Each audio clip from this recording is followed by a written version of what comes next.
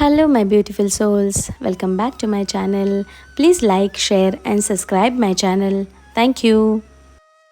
श्री शिवपुराण श्री वायवीय संहिता पूर्वार्ध पांचवा अध्याय शिव तत्व वर्णन।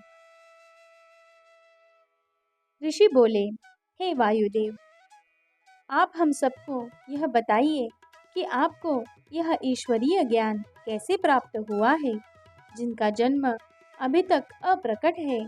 ऐसे ब्रह्मा जी से आपने शिव भाव को कैसे प्राप्त किया।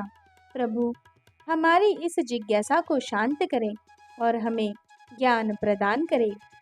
ऋषिगण के वचन सुनकर वायुदेव बोले, हे ऋषिगण, 21वें श्वेत रूप नामक कल्प में ब्रह्मा जी ने ब्रह्मांड की रचना करने के लिए भगवान शिव को प्रसन्न करने हेतु कठोर तपस्या की।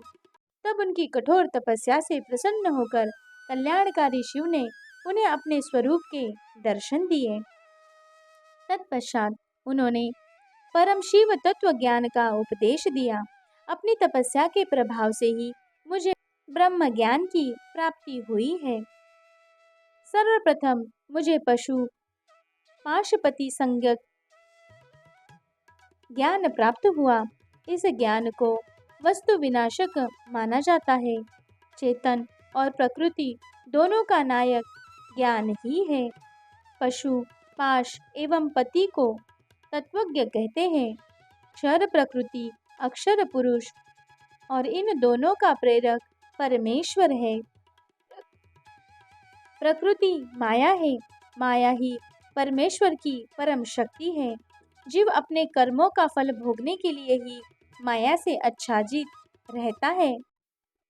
ऋषि बोले, हे वायुदेव, कालादि क्या है, उसका कर्म व फल क्या है, भोग किसे कहते हैं और भोग के साधन क्या है। वायुदेव बोले, ऋषिगण, कला, विद्या, राग, काल और नियति का भोक्ता मनुष्य है। हमारा शरीर ही भोग का साधन है। जब शिव भक्ति की भावना प्रबल होती है, तब मनुष्य शिव स्वरूप हो जाता है। विद्या ज्ञान बढ़ाती है, राग को कला बढ़ाती है, सुख दुख से मोहित होकर आत्मा सत्व रज और तम गुणों को भोगती है। पंचभूत, पंच तन्मात्रा, पंच ज्ञानेंद्रिय, पंच कर्मेंद्रिय, प्रधान बुद्धि, मन अहंकार विकार युक्त है।